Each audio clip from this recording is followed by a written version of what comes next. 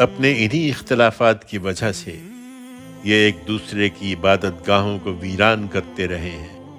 اور اس شخص سے بڑھ کر ظالم کون ہے جو اللہ کے معبدوں میں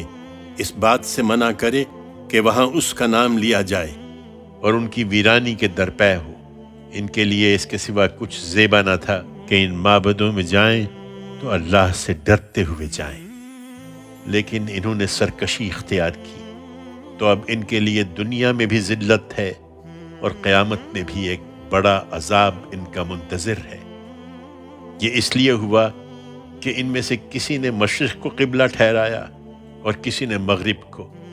اور حق یہ ہے کہ مشرق و مغرب سب اللہ ہی کے لیے ہیں، لہٰذا اللہ کے حکم پر تم جدھر رخ کرو گے وہیں اللہ کا رخ ہے۔ اس میں شبہ نہیں کہ اللہ بڑی گنجائش والا ہے، وہ ہر چیز کو جانتا ہے۔